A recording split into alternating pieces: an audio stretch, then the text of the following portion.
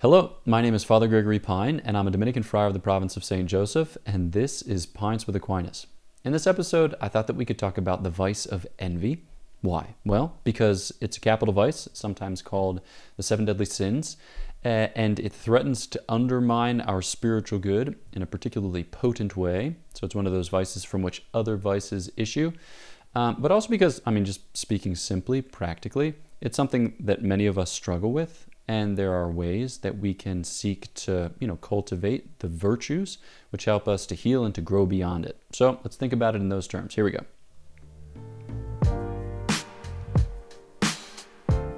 Okay, so what is envy? Well, when we talk about envy, we're talking about a vice, and when we're talking about a vice, we're talking about like a stable disposition, a kind of habit of mind or heart, which fixes us in what is evil, okay? Not in the sense that it makes you evil, but it gives you a kind of inclination towards what is evil, all right? And there can be sins which issue from that vice because we're in the habit of doing it.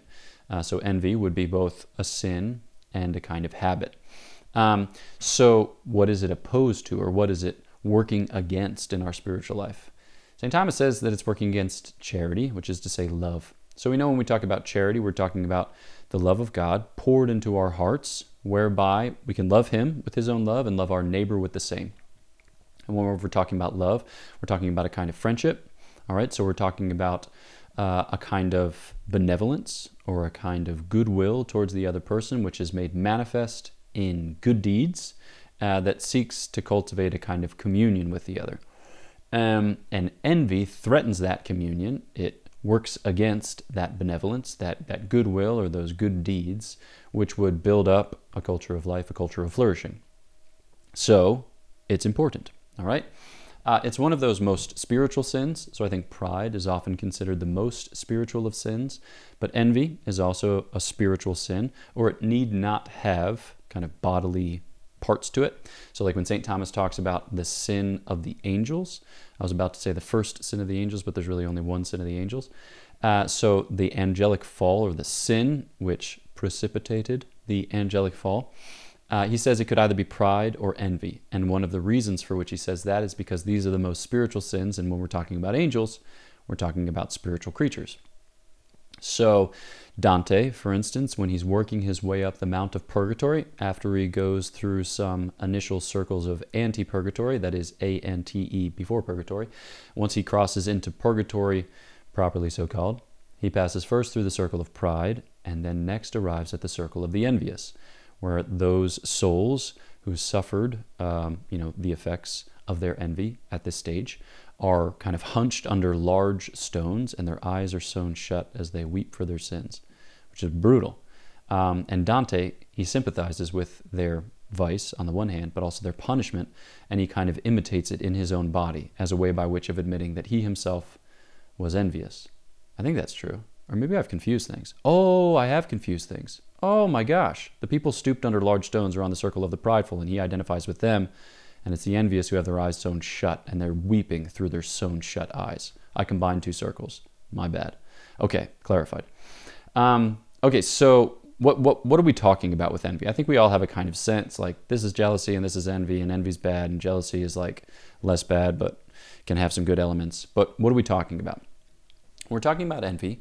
We're talking about a kind of sorrow at another's good. So you see another person and they have a good thing, whether that be wealth, or fame, or glory, or honor, or power, or pleasure, or virtue, or whatever, okay?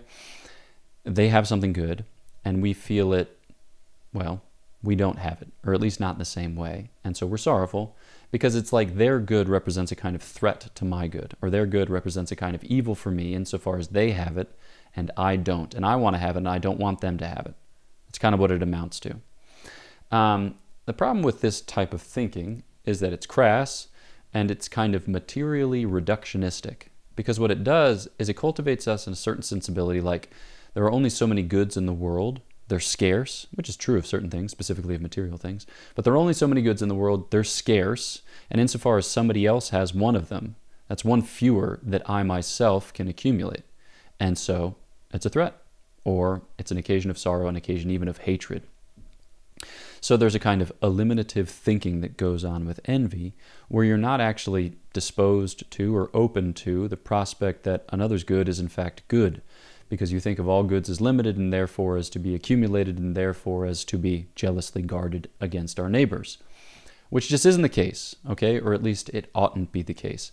And this is, cultivating this type of thinking, this type of choosing, is a way by which we ourselves can heal and grow beyond the limits of our envy. Because we have to grapple with it, we have to be honest with ourselves if we're dealing with it, but then we have to progress beyond it by God's grace and our cooperation therewith. I just used the word therewith. Who am I? I have no idea. Okay, so one way in which we can do this is by cultivating a genuine appreciation of the common good. Okay, so when we talk about the common good, we're not just talking about all right, you got a pot of goods and then you got to divide up that pot of goods so everyone gets the same amount. We're talking about a common good, a genuinely common good, which isn't diminished when it's dispersed to its members. So like the good of family life, for instance, when you have a mother and a father, they have sexual intercourse, they conceive, they have a child. Okay, the good of that family isn't diminished because there's one more person now in the family who is drawing from the store of family excellence. No, the good of the family is increased. And so too when they welcome their second and third and fourth and fifth and sixth and seventh. All right? Now there might be material constraints on their attention and their solicitude for their children, but in ordinary circumstances, they're able to love all those children. And the greatest richness in each of those children's lives is probably the love that they have for their brothers and sisters. So the common good of the family is something which is transcendent, which is distributed to the members of the family, which is not diminished in being partaken of by many. So it gets us beyond the bounds of this eliminative thinking, where we envision all goods as if they were scarce resources, which we need to cash out on, lest somebody else deprive us of them. Okay, so we're seeking to cultivate a sensibility vis-a-vis the common good. Now, when we do this in the Catholic tradition, we think often in terms of family or polity or church. But it's also something that we can exercise or we can practice in our relationships. So when Dante finds himself on the circle of the envious, he, in speaking with one of the other souls there, I think it's the soul says, and this is a rough translation / paraphrase, here's where we learn to say no longer mine and thine, but rather to say ours. All right, so it gets us beyond this kind of mine and thine thinking and into a genuine sharing without being patronizing or condescending. So that's one of the most noble and dignified things that we can say, beautiful things that we can say is ours, and genuinely mean it. To be invested in common projects, and to be in the pursuit of common goods, genuinely common goods. So one place where we find this in our experience is in the friendships which we seek to cultivate. So when I was talking about love, I was talking about friendship, because that's how St. Thomas defines charity. First article of the first question in the treatise on charity in the Summa Theologia just asks whether charity is friendship, and he says yes. So what do you have in friendship? You have mutual benevolence. So I will your good, you will my good, and we do so in the context of a common life. So mutual benevolence with communion. And in the context of that relationship, these walls of competition kind of break down.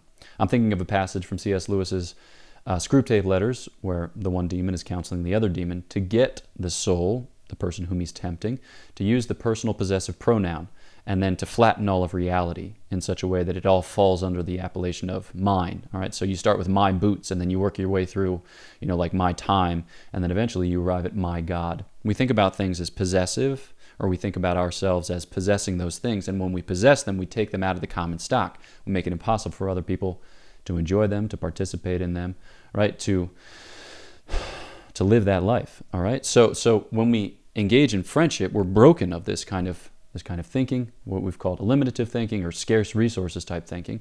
And we begin to think of what we can contribute to the friendship, how we can love in the friendship as a way by which to make the life of the beloved wonderful, but also to make of our own life something wonderful. Because we don't enter into a friendship thinking what we can get out of it. I mean, there are certain friendships for which that's the case, like friendships of use or friendships of pleasure, but in a truly noble friendship, a virtuous friendship, we're thinking not like only of how I can contribute to it in like I will sacrifice everything type sense, but we find ourselves caught up in it. We find ourselves drawn into it, and it begins to grow as if by its own organic logic. And in the process, we become noble, the other becomes noble, as we are kind of called together into a noble pursuit. And so it's in this sense that, we can talk about the friend as another self, or our, ancient tradition will speak of having like one soul in two bodies, but it's a real intimate union. It's a real genuine sharing that makes of our lives something yet more excellent. And in the process, it actually increases our capacity for enjoyment. Because not only do I enjoy the things that I myself experience, but I enjoy the things that the other experiences, because the other is like unto me, and I am like unto whatever him or her in the context of a friendship. So I think that this experience of friendship helps to break us open and break us of the negative thinking, which would otherwise cause us to be envious. I'm thinking here of a passage from G.K. Chesterton's The Man Who Was Thursday, where he's talking about the protagonist Gabriel Syme, who has infiltrated like the High Anarchical Council of Europe or something like that. So he's one of 7 members, and he is Thursday, thus the name. And he's about to duel one of the other members, whom he thinks to be an anarchist, a bomb thrower, a nihilist, a destroyer of sorts, only to discover that this individual is not an anarchist, but also, P.S. backstory. This guy, Gabriel Syme, I said he infiltrated it. Well, he's like a police officer, detective kind of thing. Well, he finds that this other guy that he's about to duel is also like a police officer, detective kind of thing. So they're both infiltrating this higher anarchical council. And so they're friends. And so Chesterton has this beautiful line in that particular section of the book where he says, throughout the whole ordeal, his root fear had been isolation. He says, I concede to the mathematicians that 4 is twice 2, but 2 is not twice 1. 2 is 2,000 times 1. And there he's being, Chestertonian, paradoxical. But the point is this, that like our experience of life in solitude is, difficult, nigh unto impossible. And then when we cultivate friendships, it's not like it becomes slightly less difficult or slightly less impossible. It becomes wonderful and it becomes possible. So friendship is a force multiplier. It's not just twice as good or 1/2 as bad, if one can speak in such terms, right? It makes something which formerly was not, because it breaks us open to the possibility of a genuine sharing, which is the very purpose of human life. Right? We're made for communion. It's such that God, who is a communion of persons, invites us through friendship with our Lord Jesus Christ to participate therein. And that's meant to ramify through every aspect of our human life. It's communion all the way down from top to bottom. And so envy represents a threat towards this kind of communion-based mentality of human existence. And when we can cultivate these habits of mind and heart through friendship, through investment in our family, our polity, our church, then we can heal and grow beyond those limitations which would keep us from the fullness of life which God has ready for those who love him. Boom. That is what I wanted to share. Okay, if you haven't yet, please do subscribe to the channel, push the bell, and get email updates when Matt posts other things. If you haven't yet, check out Godsplaining, which is a podcast to which I contribute with 4 of the Dominican friars. And we actually did a series last year on the 7 deadly sins, or the 7 capital vices. So you can listen to all 7, which will be awesome, maybe. And then also, a cool announcement. We, the Friars of my province, are hosting a Dominican Rosary pilgrimage in Washington, D.C. at the Basilica of the National Shrine of the Immaculate Conception on September 30th. So like a big Rosary Jamboree. It's going to be awesome. I'm going to preach a couple things, and I hope to see you there. So you can find out information if you just Google Dominican Rosary Pilgrimage, and you can sign up and then join us in a novena in anticipation of the event. Okay, know of my prayers for you. Please pray for me, and I'll look forward to chatting with you next time on Pints with Aquinas.